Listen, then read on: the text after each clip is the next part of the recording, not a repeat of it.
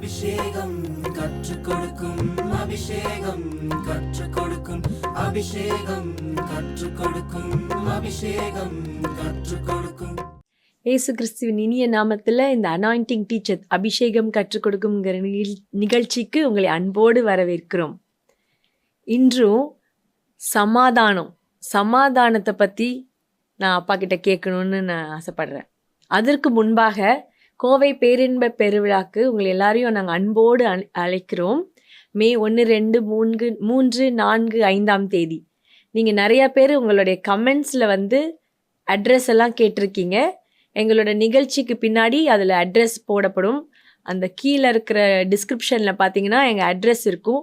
நீங்கள் உங்கள் குடும்பமாக தங்குறதுக்கு இடமில்லைன்னா எங்களுடைய வளாகத்தோட அட்ரஸை நாங்கள் கீழே டிஸ்கிரிப்ஷனில் போடுறோம். நீங்கள் எல்லாம் வாங்க, உங்களை அன்போடு நாங்கள் அழைக்கிறோம். உங்களுக்கு 3 வேளையும் சாப்பாடு கொடுத்து நீங்கள் இந்த ஆசீர்வாதத்தை எல்லாத்தையும் எடுத்துகிட்டு போகிறதுக்கு நாங்களை அன்போடு அழைக்கிறோம். சரி, இப்போது நாங்கள் சமாதானத்தை பற்றினா சங்கீதம் 122:6 பாருங்கள். எருசலேமின் சமாதானத்துக்காக வேண்டிக் கொள்ளுங்கள், உன்னை நேசிக்கிறவர்கள் சுகித்திருப்பார்களாக. இப்போ எருசலேம் உலகமே ஏதோ பயப்படுது. ஈரான் 300 ஏவுகணைகளை அனுப்பிட்டாங்க. ஏதோ பை காட்ஸ் கிரேஸ் அத்தனை அழிக்கப்பட்டிருக்கு ட்ரோன் மூலமாக. இல்லை, இவங்களுடைய டூம் மூலமாக, அயன் டூம். இப்போ மாறி மாறி யுத்த கலக்கம் வந்துக்கிட்டே இருக்கு. ஆனால் எருசலேமுக்காக, அது சமாதானத்திற்காக எல்லாரும் ஜெபிக்கணும். இப்போ நம்ம கோவை பேரின்ப பெருவிழா நடத்த போகிறல இந்த பட்டணத்துக்கு சமாதானத்துக்காக நம்ம ஜெபிக்கிறோம். ஆனால் எல்லாருமே எருசலேமுக்காக ஜெபிக்க சொல்லியிருக்கோம். இந்த எருசலேமை குறித்து ஏசாயா தீர்க்கதரிசன புஸ்தகத்தில் என்ன பண்ணி ஏசாயா புஸ்தகத்தில் எருசலேமை பற்றி 49 தடவை வந்திருக்கு. சியோனை பற்றி 47 தடவை இருக்கு. எருசலேம்ங்கிற வார்த்தையே அப்போ ஏசாயா புஸ்தகத்தில். ஆமாம், அது 66வது ஏசாயா 66ல் எருசலேமுக்காகவே ஜெபம் பண்ணணும். ஆண்டவர் இந்த பூமியில் ஏசப்பா வந்தப்போ, எருசலேமே எருசலேமே, கோழி தன் குஞ்சுகளை கூட்டி சேர்ப்பதை போல எத்தனையோ முறை நான் உன்னை அழைச்சிருக்கிறேன் அப்படின்னு சொல்லி எருசலேமை பார்த்து அழுதார். அன்னைக்கு அந்த எருசலேம் புரிந்து கொள்ளல. அதனால இன்னைக்கு முடிய அந்த எருசலேமில் பயங்கரமான ஒரு வேதனை இருந்துட்டு தான் இருக்கு. ஆனாலும் உலகம் முழுவதில் இருக்கிற ஜனங்க எருசலேமுக்காக ஜெபிக்கிறாங்க. நாம கூட ஜெபிக்கிறோம். ஏன்னா எருசலேம் அப்படின்னு சொன்னாலே அங்கே ஆண்டவராகிய இயேசு கிறிஸ்து பாடுபட்டு சிலுவையை சுமந்து கொண்டே போன இடங்கள். எருசலேமுக்கு புறம்பாக தான் பாடுபட்டார். அந்த பகுதிக்கெல்லாம் போகும்போது நான் ஒவ்வொன்றா உனக்கு விளக்கம் அங்கே காட்டியிருக்கேன். எருசலேம், அங்கே எருசலேமினுடைய ஆலயமே இடிக்கப்பட்டு போயிடுச்சு. இன்னைக்கு அந்த சுவர் பார்த்தியா, வால் ஆஃப் ஜெருசலேம், வேலிங் வால், அதில் போய் முட்டி முட்டி முட்டி அழுது ஜெபிக்கிறாங்க. அந்த விண்ணப்பம் எல்லாம் வச்சாங்க. நானும் வச்சேன், எல்லாரும் வைப்பாங்க. நீ வச்சியா? நானும் வச்சேன். அப்போ உடைய வேண்டுதலாம் கேட்கப்பட்டோம். ஆண்டவர் நம்ம வேண்டுதலை கேட்கிறார். அப்போ அந்த விண்ணப்பம் பைபிளில் சுவர் பக்கமாக திரும்பி ஜெபித்தார்ல. யாரு? எசேக்கியா ராஜா. 2 ராஜாக்கள் 20வது அதிகாரம், ஏசாயா 38வது அதிகாரம் 5வது வசனத்துலலாம் இந்த யாரு? நம்ம எசேக்கியா ராஜா சுவர் பக்கமாக திருப்பி ஜெபித்தாராம். சுவர் அப்படின்னாலே இன்னைக்கு வேலிங் வால் மட்டும் இல்லை, அது ஆண்டவராகிய இயேசு தான். இப்போ கோயம்புத்தூரில் இருந்து நம்ம ஜெபிக்கிறோம். எருசலேமுக்காக நம்ம ஜெபம் கேட்கப்படும். ஆனால் கேட்கப்படும். நம்ம எல்லாரும் ஜெபிக்கிறோம். உலகமே சமாதானத்தை ஏற்றுக்கொள்ளணும். ஆனால் சமாதானம்னு சொன்னால் சமாதானத்தை ஏற்றுக்கொள்றதில்ல. அமெரிக்கா, ஈரான், ரஷ்யா, சைனா எல்லாம் மாறி மாறி ஏதோ சில கலக வார்த்தைகளையே பேசிட்டு இருக்காங்க. நம்ம இவங்களுக்காக ஜெபிக்கிறோம். நம்ம இந்தியாவினுடைய சமாதானத்திற்காக ஜெபிக்கிறோம். இந்தியாவில் சமாதானம் தேவை. ஏதோ தமிழ்நாடு எலெக்ஷன் முடிஞ்சிருச்சு, மற்ற மாநிலங்கள்ல இன்னும் எலெக்ஷன்ஸ் இருக்கு. அப்போ எல்லா மாநிலங்கள்லையும் நடந்து முடிஞ்சு ஜூன் மாதம் 4ஆம் தேதி ஓட்டு எண்ண போகிறாங்க. அன்னைக்கு தான் தெரியும் யார் வர்றாங்கன்னு. ஆனாலும் நம்ம அந்த சமாதானத்துக்காக, இந்திய சமாதானத்துக்காகவும் நம்ம ஜெபிக்க வேண்டியது இருக்கு. இப்போ இந்த கோயம்புத்தூர் நகரத்தில் நம்ம ஏறெடுக்கிற ஜெபம், நம்ம ஜனங்களுடைய ஜெபத்தை நம்ம மறக்கவே முடியாது. என்ன சொல்றேன்? அப்போ நம்ம செய்கிற ஜெபத்தில் பலமா புறப்படும். சரி, இப்போ இந்த எருசலேமை பற்றி நம்ம கொஞ்சம் பார்க்க போகிறோம்.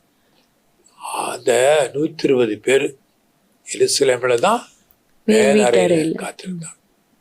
ஏசாயா 31:9 சியோனில் நெருப்பு இருக்கு, எருசலேமில் சூளை இருக்கும், த ஃபர்னஸ். அங்கிருந்து புறப்பட்ட அக்கினி தானே இன்னைக்கு உலகம் முழுதும் போகுது. 120 பேருக்கு மேல இறங்கின அக்கினி நாவுகள் இன்னைக்கு பிரிந்து உலகம் முழுவதும் வைக்கப்பட்டிருக்கு. உலகம் முழுவதும் ஆண்டவருடைய ஜனங்க அக்கினிக்காக. ஆண்டவருடைய பிள்ளைகளே, நீங்க எல்லாரும் கோவை பெருவிழாவில் அக்கினியை பெற்றுக்கொள்ள வாங்க. ஒரு புதிய அபிஷேகம் காத்திருக்கு உங்களுக்கு, ஒரு புதிய வல்லமை காத்திருக்கு, புதிய வார்த்தைகள் காத்திருக்கு, புதிய உடன்படிக்கை காத்திருக்கு. நீங்கள் கால் வச்சுட்டாலே அங்க இருக்கிற ஒரு மகிமையின் அபிஷேகம் உங்களை பற்றி பிடிக்கும். ஒரு பெரிய எழுப்புதலுக்காக நாங்க ஆயத்தமாக இருக்கிறோம். கோயம்புத்தூர்ல இருந்து அந்த எழுப்புதல் உலகம் முழுவதும் போக போகுது. கர்த்தர் பெரிய காரியங்களை செய்ய போறார். கர்த்தர் நம்ம மத்தியில வரப்போறார். நாங்க எங்களை உயர்த்த அல்ல, எங்களுடைய நாமத்தின் மகிமைக்காக அல்ல, கர்த்தருடைய நாம மகிமைக்கு என்று இந்த கூட்டத்தை செய்யறோம். அந்த கூட்டத்துல எல்லாரும் வரலாம். ஜாதி, மத, இன வேறுபாடு. வியாதி உள்ளவங்க வரலாமா? வரலாம். அபிஷேகத்துக்காக வரலாமா? வரலாம். ஆவின் கிருபைகளை பெற்றுக்கொள்வதற்கு வரலாமா? வரலாம். வரங்களுக்காக வரலாமா? வரலாம். எந்த நேரத்திலையும் அந்த வரங்கள் உங்க மேல இறங்கும். எந்த நேரத்திலையும் அப்படி அக்கினி அபிஷேகம் உங்க மேல இறங்கும். எந்த நேரத்திலையும் அன்னைக்கு சீயோனிலிருந்து இறங்கின அக்கினி எருசலேமின் ஃபர்னஸ்ல இருந்து புறப்பட்டுச்சே, இன்னமும் இந்த எருசலேமின் சமாதானத்துக்காக ஜெபிக்கிற உங்களை பார்த்து சொல்லுகிறேன், நீங்களே உங்கள் வீடே சீயோனா மாறும். உங்கள் வீடே ஒரு எருசலேமே மாறும். நீங்க கோயம்புத்தூர் பட்டணமே ஒரு எருசலேமை போல அக்கினியை பெற்றுக்கொள்ள துடிக்கிறது. ஆவிக்குரிய ஜனங்களுக்கு மிகுந்த வாஞ்சை வந்துருச்சு. என் ஜனங்கள் அவங்க மிகுந்த ஆயத்தமா வாஞ்சியோடு கூட ஓடி ஓடி ஜெபிக்கிறாங்க. இந்த 10 நாளும் எனக்காக, என்னுடைய மகனுக்காக, மருமகனுக்காக ஜனங்க ஜெபிக்க ஆரம்பிச்சிட்டாங்க. பல மாதங்களா எல்லாருக்காக ஜெபிச்சாங்க. இந்த 10 நாளும் எனக்காக, என்னுடைய மகனுக்காக, மருமகனுக்காக நாங்க அவருடைய வார்த்தையும் அவருடைய வல்லமையை எடுத்துட்டு மேடையில் நிற்கணும். ஒரு பெரிய அதிசயத்தை வெளிப்படுத்த துடிக்கிறோம். நீங்களும் எங்களுக்காக ஜெபிப்பீங்களா? அபிஷேகத்தில் இருந்து ஜெபிங்க. அபிஷேகத்தை பெற்றுக்கொள்ள வாங்க. ஆனா கர்த்தருடைய வார்த்தை தான் அங்கு காணப்படும். எங்களுடைய அஸ்திபாரம் எல்லாம் ஆண்டவராகிய இயேசு. கலாத்தியர் 2:20 பவுல் சொல்லுகிறார், நானல்ல கிறிஸ்து. விளைய செய்கிற தேவனால எல்லாம் ஆகும்படி சொல்லுகிறோம் அல்லவா? எங்களுக்குள் கிறிஸ்து. கிறிஸ்து ஒருவரை நாங்கள் உயர்த்துகிறோம். உயர்த்த உயர்த்த உயர்த்த அந்த கிறிஸ்துவே அக்கினியை ஊற்றுவார், வல்லமையை வெளிப்படுத்துவார், பெரிய பெரிய காரியங்களை செய்யும்படியாக செய்வார். நீங்க இந்த அபிஷேகத்தை பெற்றுக்கொள்றதுக்கு வந்துடணும். ஆண்டவருடைய வார்த்தையை கேட்க வரணும். சமாதானத்தை எடுத்துக்கொள்ள வரணும். நீங்க புறப்பட்டு வந்துட்டாலே உங்க வீடு சமாதானமாயிரும், உங்க குடும்பமே சமாதானமாயிரும். பிரிந்து கிடக்கிற குடும்பமா இருந்தா அந்த பேரின்ப பெருவிழா மூலமாக இணைய போகிறீங்க. வியாதியாக கிடக்கிற மனிதர்களாக இருந்தால் இந்த பேரின்ப பெருவிழாவில் தூக்கி கொண்டு வந்து சுகமடைய போகிறீங்க. கேன்சர் வியாதிகள் மறைய போகிறது. பலவிதமான கிட்னி பிரச்சனைகள் சரியாக போகிறது. படுத்த படுக்கையாக இருக்கிறவங்களும் நடக்க போகிறாங்க. கண் பார்வை கிடைக்க போகுது, காது கேட்க போகுது, கர்த்தருடைய கரம் கிரியை செய்ய போகுது. அதுக்கு நீங்கள் எல்லாரும் ஆயத்தமாய் வரும்படியாக உங்களை நாங்கள் அழைக்கிறோம். 2 தெசலோனிக்கேயர் 2ஆம் அதிகாரம் 8ஆம் வசனம், நீக்கப்படும் போது அந்த அக்கிரமக்காரன் வெளிப்படுவான், அவனை கர்த்தர் தம்முடைய வாயின் சுவாசத்தினாலே அழித்து தம்முடைய வருகையின் பிரசனத்தினாலே நாசம் பண்ணுவார். அந்த வருகையின் பிரசனம் அப்படின்னா என்ன டாடி? வருகையின் பிரசனம், வருகை ஒரு நாள் இருக்க போகுது.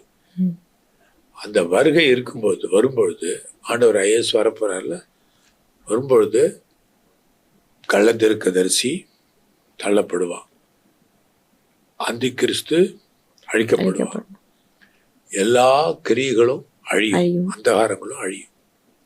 ஆனா வருகை ஒரு நாள் இருக்கும். வருகையின் பிரசனம் என்பது இப்போ நம்ம பட்டணத்துக்கு தேவை. கோயம்புத்தூர் பட்டணத்துல ஆண்டவருடைய வருகையின் பிரசனத்தை நினைக்க நினைக்க நினைக்க நினைக்க அந்த பிரசனம் வந்து நம்ம பட்டணத்தையே மூடிடும். நம்புறியா? நம்புறேன். அப்போ இந்த அந்த காம்பவுண்ட் முழுவதும் ஆண்டவருடைய வருகையின் பிரசனம் இருக்கணும். அப்படின்னா அந்த வருகையின் பிரசனத்திலையும் அப்படி நாசின் சுவாச காற்றினாலும் அக்கிரமக்காரன், அதாவது அந்தகாரம். இதுல பாத்தீங்கன்னா 4ஆம் வசனத்திலிருந்து பிசாசு சாத்தான் என்ன பண்றான், ஒளியின் தூதனமால மாறி ஆராதிக்கப்படுகிற ஆராதனைகளுக்குள்ளே நுழைஞ்சிடறான். சரியா? தேவன் எனப்படுவது எதுவோ தேவனை போல வந்து உட்காருவான். ஆனா அங்க தேவன் இருக்க மாட்டார். அதெல்லாம் மாறப்போகுது. என்னன்னா கள்ள உபதேசங்கள் மறையணும், தெளிவு வரணும் ஜனங்களுக்கு மத்தியில. அதனால ஊழியக்காரங்கள் வந்து மேடையில் நிற்கும் போது கர்த்தருடைய மகிமையும் வல்லமையும் ஜனங்களை அலங்கரிக்க போகுது. அந்த வருகையின் பிரசனத்தை நினைச்சு பாரு, நம்ம வீடே அந்த பிரசனத்தினால போடப்படும். இரவுல ஜெபித்து பிறகு அவரே அந்த வருகையின் பிரசனத்தை ஒரு நிமிஷம் தியானித்து பாரு. அப்படியே உன்னுடைய அறை அப்படியே வருகையின் பிரசனத்தினால போடும். நம்முடைய வீடு வருகையின் பிரசனத்தில் போடும். நம்முடைய சபை அந்த வருகையின் பிரசனம். அந்த வருகையின் பிரசனத்தை இப்ப நம்ம நினைச்சுதான் ஜெபிக்கிறோம். அப்ப நினைச்சு ஜெபிச்சு பாக்குறியா? இப்ப ஜெபி. கிருபையின் தேவனே, இரக்கத்தின் தேவனே, நன்றியோடு துதிக்கிறோம் ஐயா. ஸ்தோத்திரிக்கிறோம் இயேசுப்பா. இப்பொழுது ஆண்டவரே இந்த அபிஷேகம் கற்றுக் கொடுக்கும் நிகழ்ச்சியில சமாதானத்தின் தேவனாக இன்றைக்கு எங்கள் மத்தியில நீங்க இறங்குகிறதற்காக நன்றியோடு துதிக்கிறோம் தகப்பனே, நன்றியோடு ஸ்தோத்திரிக்கிறோம் தகப்பனே. ஆண்டவரே இந்த சமாதானம் ஆண்டவரே எப்படி எல்லாம் வரும் அப்படின்னு சொல்லி இன்னைக்கு நாங்கள் எங்களுக்கு நீங்கள் கற்றுக் கொடுத்துருக்கீங்க தகப்பனே. இப்பொழுது ஆண்டவரே எங்கள் தனிப்பட்ட விஷயத்தில் ஆண்டவரே, தனிப்பட்ட ஒவ்வொருத்தவங்களுடைய வாழ்க்கையில் ஒரு சமாதானம் தேவை தகப்பனே. ஆண்டவரே எத்தனையோ குழப்பத்தில் ஒவ்வொரு மனிதனும் ஒவ்வொரு வகையான குழப்பத்தில் ஆண்டவரே இருக்கும்பொழுது நீர் மாத்திரமே எங்களுக்கு சமாதானத்தை கட்டளையிடுகிற தேவன். இப்போ முதலாவதாக நாங்கள் எங்களுடைய சமாதானத்திற்காக நாங்கள் ஜெபிக்கிறோம் ஏசப்பா. எங்களுடைய இருதயத்தில் ஒரு சமாதானம், ஒரு தெய்வீக சமாதானத்தை நீங்க ஊற்றுமையா. இரண்டாவதாக எங்களுடைய குடும்பத்தை யோசிக்கிறோம் தகப்பனே, எங்கள் குடும்பத்தை நினைவு கூறுகிறோம். எங்களுடைய ஒவ்வொருவருடைய குடும்பமும் ஆண்டவரே, இதை பார்க்கிற ஒவ்வொருவருடைய குடும்பத்தில் ஆண்டவரே ஒரு தெய்வீக சமாதானம் இப்பொழுதே இறங்குவதாக, தெய்வீக சமாதானம் இப்பொழுதே இறங்குவதாக. சமாதான கொலைச்சல் பண்ணுகிற பிசாசை இயேசுவின் நாமத்தினால் இப்பொழுதே நாங்கள் பாதாளத்துக்கு அனுப்புகிறோம் ஆண்டவர். இப்பொழுதே நாங்கள் கட்டி போட ஜெபிக்கிறோம் ஏசப்பா. ஆண்டவரே எந்தெந்த குடும்பத்தில் ஆண்டவரே சமாதானம் இல்லையோ, சகோதரன் சகோதரி, கணவன் மனைவி, பிள்ளைகள், பெற்றோர்கள் ஆண்டவரே, அயலகத்தார் யார் கூட சமாதானம் இல்லையோ இப்பொழுதே ஆண்டவரே அந்த தெய்வீக சமாதானம் இதை பார்க்க இறங்குவதாக நீரே சமாதானத்தின் தேவன், சமாதானத்தை கட்டளையிடுகிறோம் தகப்பனே. ஆண்டவரே, மூன்றாவதாக ஆண்டவரே எங்களுடைய பட்டணத்திற்காக ஜெபிக்கிறோம். எங்களுடைய பட்டணம் ஆண்டவரே, எங்களோட பட்டணம் நாங்கள் வசிக்கக்கூடிய ஸ்தலம், நாங்கள் வசிக்கக்கூடிய ரோடு எல்லாத்தையும் நாங்கள் நினைவு கூறுகிறோம் தகப்பனே. ஏசப்பா, அந்த சமாதானம் எல்லா இடமும் பரவுவதாக, வல்லமை உள்ள சமாதானம் இப்பொழுதே பரவுவதாக ஆண்டவரே. இயற்கைக்கு அப்பாற்பட்டமான சமாதானம், அற்புதங்களும் அடையாளங்களும் ஆண்டவரே அப்படியே பரவட்டும் ஏசப்பா, பரவட்டும் ஆண்டவரே. இந்தியாவின் மேல ஆண்டவரே அந்த சமாதானத்தை நீங்க ஊற்றுங்க ஆண்டவரே. எல்லா அந்தகார கிரியைகளையும் நாங்கள் பாதாளத்துக்கு அனுப்புகிறோம். ஒரு சமாதானம், ஒரு தெய்வீக சமாதானத்தை நீங்க கொடுங்கப்பா. உங்களால் மாத்திரமே தான் இந்த சமாதானத்தை கொடுக்க முடியும். அந்த தெய்வீக சமாதானத்திற்காக நாங்கள் கெஞ்சி நிற்கிறோம் ஏசப்பா. நீங்க அந்த எருசலேமின் சமாதானத்திற்காக ஜெபிக்கணும்னு சொல்லும் பொழுது எங்களுக்கு அந்த பாரத்தோடு நாங்கள் ஜெபிக்கிறோம் தகப்பனே. இப்பொழுது ஆண்டவரே, எருசலேமை பற்றி கேட்டாலே ஆண்டவரே பயமாக இருக்கிறது ஆண்டவரே. எங்க உலக போர் வந்து விடுமோ, உலகத்தில் ஏதாவது போர் வந்து விடுமோன்ட்டு எத்தனையோ ஆத்துமாக்கள், எத்தனையோ மக்கள் ஆண்டவரே, பாவமான மக்கள் ஆண்டவரே வாழ்ந்து கொண்டிருக்கிறார்கள் ஆண்டவரே. திக்கற்றவர்கள் ஆண்டவரே வாழ்ந்து கொண்டிருக்கிறார்கள் ஏசப்பா. இப்பொழுது இந்த சமாதானத்துக்கு இந்த உலகம் முழுவதும் அண்ட சராசரங்களையும் ஆண்டவரே, உலகத்தையும் படைத்த நீர் ஆண்டவரே, நீர் மாத்திரமே அந்த சமாதானத்தை இப்பொழுதே கட்டளையிடுங்க. நீர் மாத்திரமே ஆண்டவரே அந்த பரலோகத்தில் இருக்கிற சமாதானத்தை இப்பொழுதே இந்த உலகத்துக்கு நீங்க அனுப்புவீராக ஆண்டவரே. அந்த தெய்வீக பிரசன்னத்திற்காக நாங்கள் கெஞ்சி நிற்கிறோம் இப்பொழுதே ஆண்டவரே. உம்முடைய வருகையின் பிரசனத்திற்காக நாங்கள் கெஞ்சி நிற்கிறோம் ஆண்டவரே. உம்முடைய வருகை எவ்வளோ பெரியதாக இருக்கிறது ஆண்டவரே, உம்முடைய வருகை எவ்வளோ பெரிதாக இருக்கிறது. நீரே ஆண்டவரே அந்த வருகையின் பிரசனத்தை இப்பொழுதே எங்கள் வீட்டிலையும், எங்களுடைய ஆண்டவரே பட்டணத்திலையும், எங்கள் தேசத்திலையும் ஆண்டவரே நீங்கள் கொடுப்பீராக. அந்த வருகையின் பிரசனத்தை நாங்கள் உணர வேண்டிய ஆண்டவரே எங்களுக்கு இருதயத்தை தாரும். அந்த வருகையின் பிரசனத்தை ஆண்டவரே எங்கள் மத்தியில் நீரே ஊற்றுமையா. நீர் செய்ய போறதுக்காக நன்றி. நீரே ஆண்டவரே ஆறுதலின் தேவன், சமாதானத்தின் தேவன், பிரசனத்தின் தேவன். எங்களுக்கு எல்லார் வீட்டிலையும் ஆண்டவரே, எல்லா இடத்துலையும் ஆண்டவரே அந்த தெய்வீக பிரசனம் இப்பொழுதே இறங்குவதாக இயேசுவின் மூலம் ஜெபிக்கிறோம் எங்கள் நல்ல பிதாவே. ஆண்டவர் ஆசீர்வதிப்பார். அபிஷேகம் கற்றுக் கொடுக்கும், அபிஷேகம் கற்றுக் கொடுக்கும், அபிஷேகம் கற்றுக் கொடுக்கும், அபிஷேகம் கற்றுக் கொடுக்கும். இயேசு கிறிஸ்துவின் நாமம் மகிமைப்படும்படியாகவும், பட்டணத்தின் ஆசீர்வாதத்திற்காகவும், விடுதலைக்காகவும் மீண்டும் கோவையில் இயேசுவின் அன்பின் ஊழியம் நடத்தும் கோவை பேரின்ப பெருவிழா 2024 மிக பிரம்மாண்டமாய் வருகின்ற மே மாதம் 1, 2, 3, 4, 5 தேதிகளில் தினமும் மாலை 6 மணிக்கு நடைபெறவிருக்கிறது. பிரசித்தி பெற்ற ஆராதனை வீரர்களின் பாடல் ஆராதனைகள், வல்லமையான தேவ செய்திகள், உயிருள்ள சாட்சிகள், எழுப்புதலின் ஜெபம் என உங்கள் வாழ்க்கையை மாற்றியமைக்கும் பண்டிகை நாட்களாயிருக்க போகிறது. தெய்வீக சுகம், அற்புதம், விடுதலை, ஆசீர்வாதம் பெற்றுக்கொள்ள ஜாதி, இன, மத, சபை வேறுபாடின்றி அனைவரையும் அன்புடன் அழைக்கும் உங்கள் சகோதரர்கள் அப்போஸ்தலர் டாக்டர் ஏ. ஜெபகர் சாம்வேல் மற்றும் சகோதரர் டேனியல் ஜெபகர். இடம் CSI ஆண்கள் மேல்நிலை பள்ளி மைதானம், வெரைட்டி ஹால் ரோடு, கோவை ரயில் நிலைய பின்புற நுழைவாயில் எதிரில், கோவை 1. அனுமதி இலவசம். மேலும் தொடர்புக்கு 8940089000 என்ற எண்ணிற்கு அழைக்கவும். கோவை பேரின்ப பெருவிழா, இது நம்ம வீட்டு திருவிழா.